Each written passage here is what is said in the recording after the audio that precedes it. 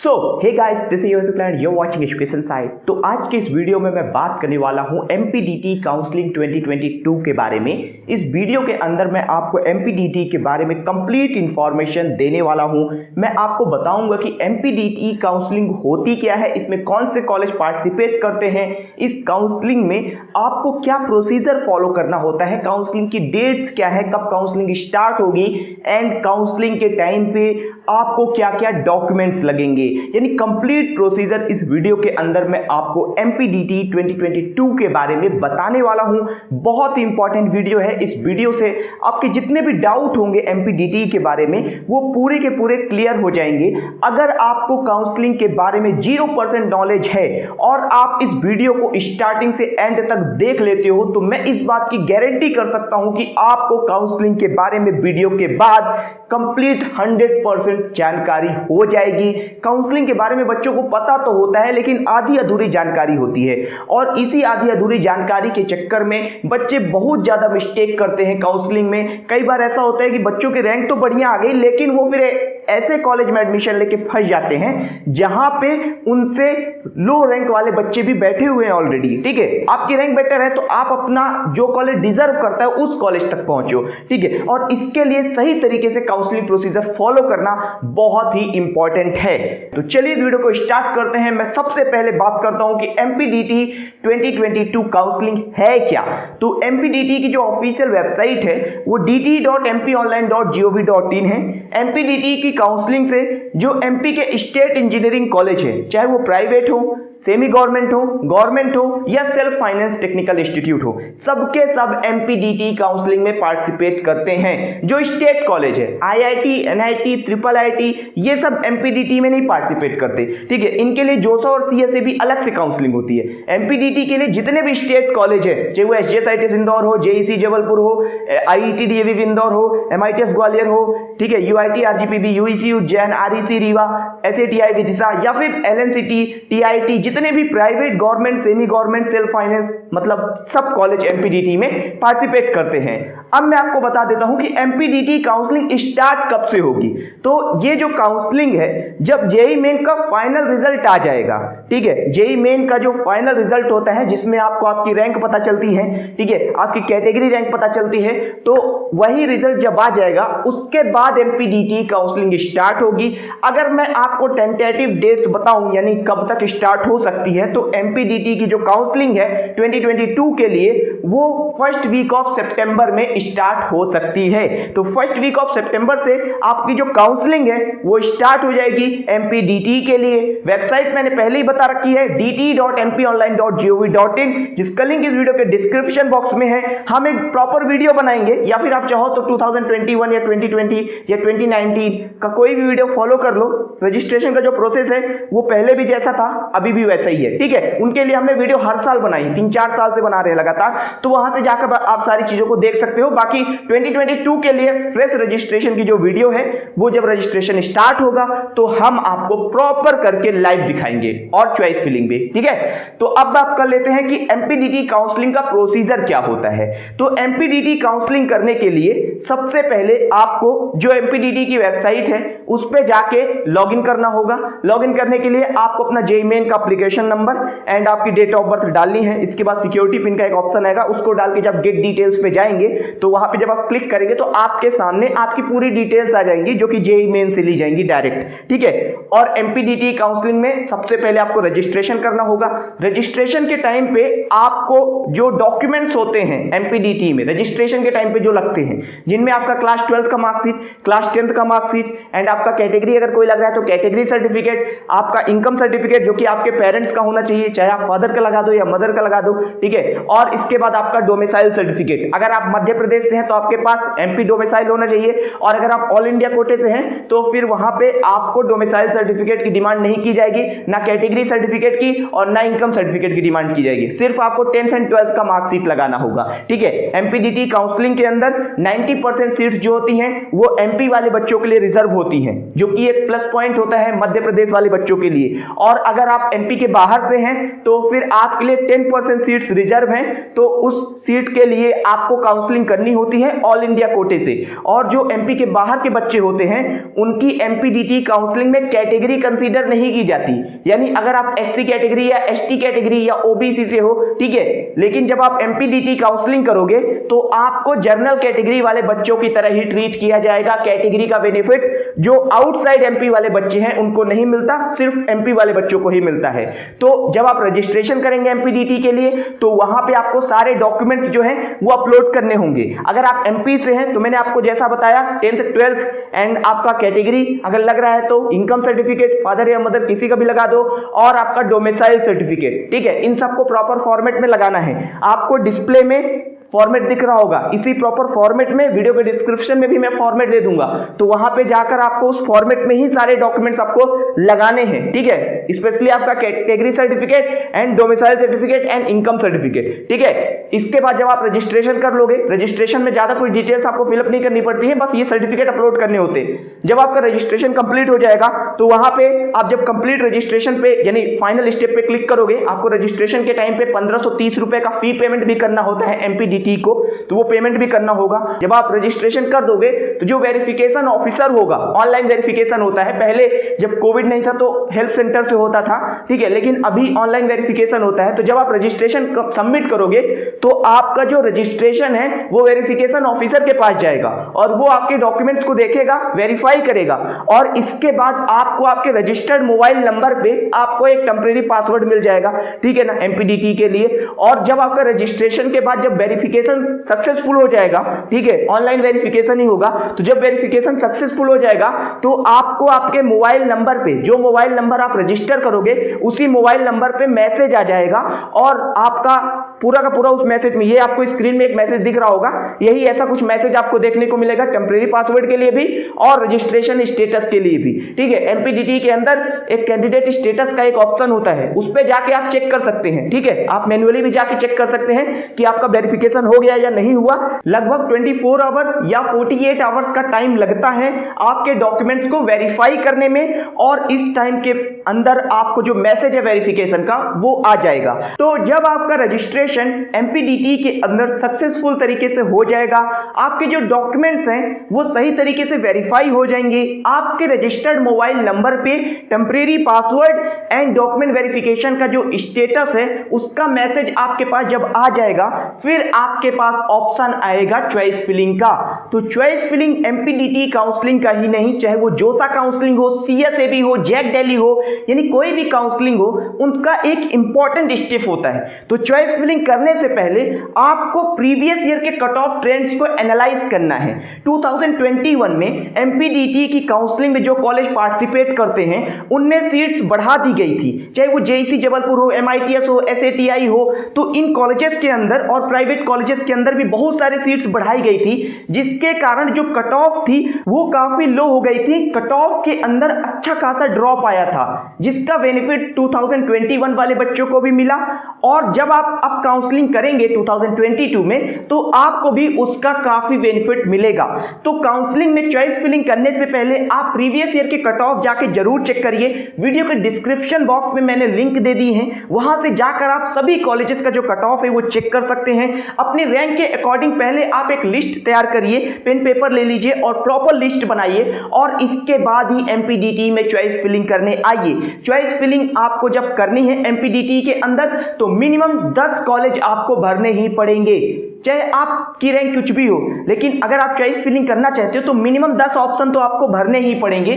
और अगर मैक्सिमम की बात करें तो जितने ऑप्शन हैं जो कॉलेज पार्टिसिपेट कर रहे हैं सबके सब आप भर सकते हो, ठीक है। लेकिन आपको ऐसे आंख मूंद के अंधाधुंध चॉइस फिलिंग नहीं करनी, आपको जो कॉलेज आपकी रैंक के अकॉर्डिंग मिल रहे हैं उसके अकॉर्डिंग ही चॉइस फिलिंग करनी है, और आपको प्रायोरिटी सीक्वेंस के अकॉर्डिंग चॉइस फिलिंग करनी है। तो चॉइस फिलिंग काफी इंपॉर्टेंट है। आपको जब चॉइस फिलिंग कंप्लीट कर कर लोगे, इसके बाद आपका जो रजिस्ट्रेशन एंड चॉइस फिलिंग का काम कंप्लीट हुआ। अब एमपीडीटी की जो काउंसलिंग होती है उसमें मेन 2 राउंड होते हैं, राउंड 1 एंड राउंड 2। राउंड 1 के अंदर एक अपग्रेड राउंड भी होता है, यानी राउंड 1 की काउंसलिंग होगी, उसका रिजल्ट आएगा, इसके बाद राउंड 1 का फर्स्ट अपग्रेड होगा, फिर राउंड 2 की काउंसलिंग होगी। और जो राउंड 2 की काउंसलिंग होती है उसमें फिर से चॉइस फिलिंग होती है, ठीक है। तो ये जो अभी आपने चॉइस फिलिंग की है, ठीक है, वो सिर्फ राउंड 1 के लिए है। तो अब अगर राउंड 1 की काउंसलिंग होती है और मुझे कोई सीट अलॉटमेंट नहीं आता है, तो अगर मुझे सीट अलॉटमेंट नहीं आएगा तो मुझे कुछ नहीं करना, सिर्फ वेट करना है। ना तो मुझे अपग्रेड के लिए अप्लाई करना है, ठीक है, मुझे सिर्फ वेट करना है, कुछ भी करने की जरूरत नहीं है, सब कुछ ऑटोमेटिक हो जाएगा। लेकिन अगर मुझे राउंड 1 के अंदर सीट मिल गई, फॉर एग्जांपल मुझे जेईसी जबलपुर के अंदर अगर आईटी मिल जाती है राउंड 1 के अंदर, ठीक है, तो फिर अगर मुझे उस सीट में एडमिशन नहीं लेना, मुझे अपनी सीट को अपग्रेड करना है, तो अपग्रेड के लिए अप्लाई करना पड़ेगा, ठीक है। आप जब एमपीडीटी की काउंसलिंग करोगे तो वहां पे आपको एक ऑप्शन दिखेगा, रजिस्ट्रेशन राउंड 1, इसके बाद राउंड 1 का अपग्रेड, ठीक है, ऐसा करके एक ऑप्शन मिलेगा। तो उस ऑप्शन पे क्लिक करके आपको अपग्रेड के लिए अप्लाई करना पड़ेगा। तो जब आप रजिस्ट्रेशन करोगे तो आपको 1530 रुपए देने पड़ेंगे, और जब आप अपग्रेड के लिए अप्लाई करोगे तो भी आपको 1030 रुपए देने पड़ेंगे। अगर राउंड 1 में कोई सीट ही नहीं मिली तब तो आपका ऑटोमेटिक अपग्रेड हो जाएगा, कोई चार्ज नहीं लगेगा। लेकिन अगर सीट मिली है और आप उस सीट में एडमिशन नहीं लेना चाहते, तो अपग्रेड के लिए अप्लाई करना चाहते हो, तो 1030 रुपए आपको भरने पड़ेंगे, ठीक है।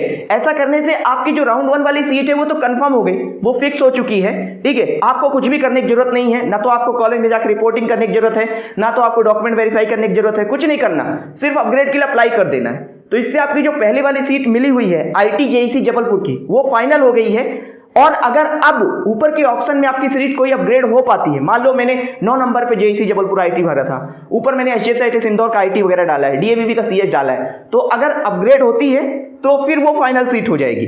फिर अगर आप सोचो कि अपग्रेड के बाद अब ये फिर से वापस मिल जाए, तो वो नहीं मिल पाएगा, ठीक है। जो अब अपग्रेड के बाद सीट मिलेगी वो फाइनल होगी, और अगर सीट अपग्रेड नहीं होती तो जेईसी जबलपुर आईटी बना रहेगा, इस बात का ध्यान रखिएगा।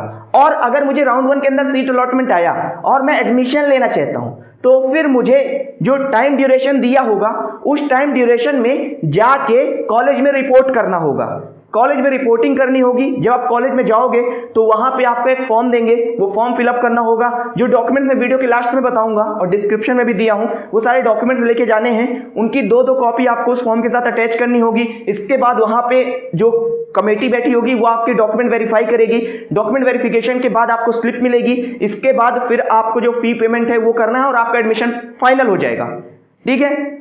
और अगर आप अपग्रेड के लिए अप्लाई किए हो तो फिर अपग्रेड का रिजल्ट आएगा। उसके बाद अगर आप एडमिशन लेना चाहते हो तो फिर आपको वही प्रोसेस, यानी कॉलेज जाओ, डॉक्यूमेंट वेरीफाई कराओ, फीस पेमेंट करो, तो आपका एडमिशन होगा। अब मान लो कोई बच्चा ऐसा है जिसे राउंड 1 के अंदर सीट मिली, उसे सीट समझ में नहीं आ रही, अपग्रेड के लिए अप्लाई किया, राउंड 2 के अंदर अपग्रेड के अंदर सीट मिली और अपग्रेड की सीट भी उसे समझ में नहीं आ रही, तो फिर वो राउंड 2 में पार्टिसिपेट कर सकता है। लेकिन अगर आपने राउंड 1 में या राउंड 1 के फर्स्ट अपग्रेड में एडमिशन ले लिया है, फिर आप सोचो कि आप राउंड 2 भी कर लेते हैं, तो ऐसा नहीं हो पाएगा, ठीक है। अगर आप एडमिशन एक बार ले लेते हो काउंसलिंग में, तो फिर आप उस काउंसलिंग में दोबारा नहीं बैठ सकते हो। अगर दोबारा बैठना है तो पहले एडमिशन कैंसिल करना पड़ेगा। एडमिशन जब कैंसिल करवा लोगे, एमपीडीटी में शो करने लगेगा कि आप अभी एडमिटेड नहीं हो, तो फिर आप काउंसलिंग कर पाओगे, ठीक है। तो राउंड 2 की काउंसलिंग में न्यू कैंडिडेट भी रजिस्ट्रेशन कर सकते हैं। अगर आप चाहो तो राउंड 1 में जो आपने चॉइस फिलिंग की थी, वो चॉइस फिलिंग चेंज करना चाहते हो तो आप उसे एडिट करोगे, प्रॉपर चॉइस फिलिंग होगी राउंड 2 के अंदर भी, ठीक है। फिर से आपको चॉइस फिलिंग करनी पड़ेगी। एंड इसके बाद राउंड 2 के अंदर कोई अपग्रेड नहीं होता। राउंड 2 में जो कट ऑफ होती है वो बढ़ जाती है। एमपीडीटी के अंदर राउंड 1 के अपग्रेड में जो सीट मिली है उसमें मेरी मानो तो एडमिशन ले लो, क्योंकि उससे लो कट ऑफ आपको एमपीडीटी की काउंसलिंग के अंदर ओवरऑल नहीं मिलने वाले। सबसे सेफ साइड होता है। अगर आपको कॉलेज मिल गया है, ब्रांच में दिक्कत है, तो आप एडमिशन ले लो, इंटरनल ब्रांच चेंज का प्रोसेस आएगा। इंटरनल ब्रांच चेंज में आप अप्लाई करके अपनी सीट को जो है कॉलेज के अंदर ही चेंज करवा सकते हो। तो राउंड 2 की जो काउंसलिंग हुई मान लो, ठीक है, उसके कट ऑफ थोड़े से हाई हो जाते हैं, क्योंकि जो बच्चे जोसा के अंदर सीट नहीं ले पाते हैं, नहीं मिल पाती, तो फिर वो भी आ जाते हैं, तो कंपटीशन बढ़ जाता है और सीट कम हो जाती है। क्योंकि राउंड 1 के अंदर बहुत से बच्चे एडमिशन ले लेते हैं, लगभग आप लेके चलो तो 70 से 80% सीट्स भर जाती हैं राउंड 1 और राउंड 1 के अपग्रेड में ही, ठीक है। तो अब ये कंप्लीट प्रोसेस हुआ, राउंड 1 की काउंसलिंग कंप्लीट हुई, राउंड 2 की काउंसलिंग कंप्लीट हुई। इसके बाद एक ऑप्शन आता है इंटरनल ब्रांच चेंज का। तो ये जो राउंड होता है जिसके बारे में अभी मैं आपको बता रहा था, तो इंटरनल ब्रांच चेंज राउंड के लिए आपको अलग से अप्लाई करना पड़ेगा। इसके लिए लगभग 1 या 2 दिन का ही टाइम मिलता है रजिस्ट्रेशन के लिए। इसमें आपको कुछ नहीं करना पड़ता, 100 रुपये फीस पे करनी होती है। 100 रुपये फीस पे करने के बाद जिस भी कॉलेज में एडमिशन मिला, फॉर एग्जाम्पल मुझे जेईसी जबलपुर के अंदर IT मिला, अब मैं इंटरनल ब्रांच चेंज करना चाहता हूँ, मुझे लगता है कि मुझे AI चाहिए या CS चाहिए, जो जो ऑप्शन चाहिए जेईसी के अंदर, सिर्फ उसी कॉलेज के अंदर आपकी ब्रांच चेंज होगी। तो मैंने CS और AI 2 ऑप्शन डाल दिए। अगर पॉसिबिलिटी होगी, सीट्स होंगी, तो मेरी सीट अपग्रेड कर दी जाएगी। यही इंटरनल ब्रांच चेंज राउंड होता है, ठीक है। इससे क्या होता है कि सीट्स अपग्रेड होने के बहुत अच्छे चांस होते हैं। अगर आपको कॉलेज मिल गया है, ब्रांच में दिक्कत आ रही है, राउंड 1 के अपग्रेड में एडमिशन ले ही लीजिए, सबसे हाई कट ऑफ जाता है, बढ़िया कट ऑफ जाता है उसमें, ठीक है। राउंड 2 के अंदर बहुत कंपटीशन हो जाता है, राउंड 1 के कट ऑफ भी उतने ज्यादा बढ़िया नहीं होते। और जब इंटरनल ब्रांच चेंज कंप्लीट हो जाती है ना, इसके बाद आता है CLC round, college level counselling. अब कॉलेज लेवल काउंसलिंग क्या होती है? तो कॉलेज लेवल काउंसलिंग के अंदर पहले आपको रजिस्ट्रेशन करना होगा MPDT की ही साइट पे। रजिस्ट्रेशन करने के बाद जो चार्ज आपका लगेगा वो 1030 लगेगा। अगर आप एकदम फ्रेश कैंडिडेट हैं, आपने अभी तक राउंड 1 नहीं किया, राउंड 2 भी नहीं किया, तो फिर आपको 1530 जो कि रूल है वो पे करना होगा, ठीक है। और जब आप रजिस्ट्रेशन कर लेंगे, उसका स्लिप आपको ले लेना है, ठीक है। उसका रजिस्ट्रेशन स्लिप आप निकाल लेंगे। स्लिप निकालने के बाद आपका जो काउंसलिंग है वो कॉलेज में जाके होगी। अगर मुझे जेईसी जबलपुर चाहिए तो मुझे जेईसी जबलपुर में जब काउंसलिंग होगी CLC की, ठीक है, एक डेट आता है, उस डेट के अंदर मुझे जेईसी में जाके रिपोर्ट करना होगा। और वहां पे पहले तो काउंसलिंग होगी, सीट अलॉटमेंट होगा, जितनी भी सीट्स होंगी उसके अकॉर्डिंग, और फिर आपका डॉक्यूमेंट वेरिफिकेशन का प्रोसेस होगा और फी पेमेंट होगा, ठीक है। तो ये पूरा प्रोसेस होता है MPDT काउंसलिंग का, CLC राउंड का। CLC राउंड में जैसे जो लोअर ब्रांचेस होती हैं, ठीक है, तो उनमें ज्यादा सीट्स खाली होती हैं। फॉर एग्जांपल अगर आप SJSIT इंदौर चले जाओ तो वहां पे बायोमेडिकल की ज्यादा सीट्स खाली होंगी, प्रोडक्शन की ज्यादा सीट्स खाली होती हैं, क्योंकि जब इंटरनल ब्रांच चेंज होता है तो उन बच्चों की सीट्स को अपग्रेड कर देते हैं, तो फिर वो सीट्स पीछे वैकेंट रह जाती हैं, ठीक है। और जो ऊपर वाली ब्रांचेस होती हैं उनमें बहुत कम सीट्स खाली होती हैं, किसी में 2 है तो किसी में 1 है तो किसी में 1 भी नहीं, किसी में 4 है, ऐसे खाली रहती हैं सीट्स, ठीक है ना। तो ये है college level counselling. CLC round के अंदर थोड़ा रिस्क ज्यादा होता है, तो आप वहां तक ना ही जाए तो ज्यादा बेटर है, क्योंकि बहुत ज्यादा बच्चे परेशान हो जाते हैं CLC राउंड तक। तो ये कंप्लीट प्रोसेस होता है MPDT काउंसलिंग का। तो MPDT काउंसलिंग में जब आप फाइनल एडमिशन लेने जाएंगे कॉलेज के अंदर, तो वहां पे आपको क्या क्या डॉक्यूमेंट्स लेके जाने होंगे। तो जो डॉक्यूमेंट्स मैं बता रहा हूं उनके नाम जरूर नोट डाउन कर लीजिएगा, और डॉक्यूमेंट्स की आप 2 से 3 फोटोकॉपी जरूर करवा लीजिएगा, ठीक है। तो यहाँ पे आपके पास सबसे पहले आपका जो चॉइस फिलिंग का प्रिंट आउट है वो होना चाहिए, जो चॉइस फिलिंग आपने की थी उसका प्रिंट आउट निकलवा लीजिएगा एक। एंड इसके बाद अलॉटमेंट लेटर आपके पास होना चाहिए, अलॉटमेंट लेटर की आप 3 कॉपी करवा लीजिएगा। Class 10th and class 12th का मार्कशीट होना चाहिए, इसकी भी आप 3-3 कॉपी करवा लीजिएगा, और चाहे तो आप 4 भी करवा के सेफ साइड के लिए रख सकते हैं। इसके बाद आपके पास डोमिसाइल सर्टिफिकेट होना चाहिए, इनकम सर्टिफिकेट होना चाहिए, और कैटेगरी सर्टिफिकेट होना चाहिए, ठीक है। ट्रांसफर सर्टिफिकेट, माइग्रेशन सर्टिफिकेट और कैरेक्टर सर्टिफिकेट होना चाहिए। आपके पास मेडिकल सर्टिफिकेट होना चाहिए। मेडिकल सर्टिफिकेट जो फॉर्मेट है वो वीडियो के डिस्क्रिप्शन में दे दूंगा, या फिर आप आसपास कोई भी डॉक्टर हो वहां पे जाकर उनसे मेडिकल सर्टिफिकेट बनवा सकते हैं, उनके पास फॉर्मेट वगैरह रहता है, ठीक है। तो वो आपको अपने से बना के दे देंगे। बाकी जो आपका इनकम सर्टिफिकेट है और डोमिसाइल सर्टिफिकेट है वो नोटरी में बन जाएगा, ठीक है, जहां पे भी आपका नोटरी का काम होता होगा, ठीक है, या फिर कलेक्ट्रेट वगैरह जो आपके डिस्ट्रिक्ट का होगा वहां पे आप जाएंगे तो वहां पे आपका ये डोमिसाइल सर्टिफिकेट और इनकम सर्टिफिकेट बन जाएगा। एंड आपके पास आधार कार्ड होना चाहिए, बैंक पासबुक होनी चाहिए। बैंक पासबुक आपकी है तो आप खुद की रखें, अगर आपके पेरेंट्स की है तो आप पेरेंट्स की यूज कर सकते हैं। जेईई मेन का स्कोर कार्ड होना चाहिए, जेईई मेन का एडमिट कार्ड होना चाहिए, एंटी रैगिंग का एफिडेविट होना चाहिए, ठीक है। एंटी रैगिंग एफिडेविट जो है उसका जो फॉर्मेट है वो वीडियो के डिस्क्रिप्शन में मैं दे दूंगा। बाकी जहां पे नोटरी का काम होता है वहां पे जाके बोलेंगे आप एंटी रैगिंग का एफिडेविट बनवाना है तो वो 100 या 50 रुपए के स्टाम्प में खुद से बना के दे देंगे, ठीक है। जो मटेरियल होता है वो कंटेंट वो खुद से टाइप वगैरह कर देते हैं। इसके बाद आपके पास जो आपने रजिस्ट्रेशन किया था MPDT में वो रजिस्ट्रेशन स्लिप होना चाहिए, ठीक है। और MPDT का जो पासवर्ड आपके पास है, ठीक है, पहले तो टेम्परेरी पासवर्ड आता है, उस टेम्परेरी पासवर्ड का यूज करके आप नया पासवर्ड जनरेट करते हैं, वो न्यू पासवर्ड आपको सुरक्षित रखना है। तो ये सारे डॉक्यूमेंट्स हैं, ये आपको लेके जाना होगा। अगर आपका गैप है, ठीक है, जो ड्रॉपर बच्चे हैं तो उन्हें गैप सर्टिफिकेट भी बनवा के ले जाना होगा। गैप सर्टिफिकेट भी नोटरी में बन जाएगा, और आपको उसके लिए मिनिमम 50 रुपीज़ का स्टाम्प का यूज करना है। 10 या 20 रुपए के स्टाम्प में बनवा के मत पहुंच जाना, क्योंकि वहां रिजेक्ट कर देते हैं, ठीक है। तो जितने भी डॉक्यूमेंट्स हैं इनकी ओरिजिनल कॉपी भी रख लेना, और 4 या 3 फोटो कॉपी जरूर रख लेना। और अपनी फोटो जो है वो कम से कम 6 या 8 आप लेके जाना, लेटेस्ट वाली। ठीक है, तो ये डॉक्यूमेंट्स हैं जो आपको लेके जाने हैं फाइनल एडमिशन के टाइम कॉलेज में। पहले राउंड 1 होगा, फिर अब राउंड 1 का अपग्रेड होगा, फिर राउंड 2 होगा, फिर इंटरनल ब्रांच चेंज होगी और फिर सीएलसी राउंड होगा। ये पूरा प्रोसेस होता है, लगभग 1.5 से 2 महीने काउंसलिंग चलती है और इस तरह आपको एमपीडीटी काउंसलिंग के अंदर एडमिशन मिलता है। चैनल को जरूर सब्सक्राइब कर लीजिएगा, क्योंकि एमपीडीटी काउंसलिंग के लिए, जोसा और सीएसएबी के लिए, जैक दिल्ली के लिए हम लगभग 3-4 साल से वीडियो बना रहे हैं और हर एक बात को आपको बारीकी से बता सकते हैं।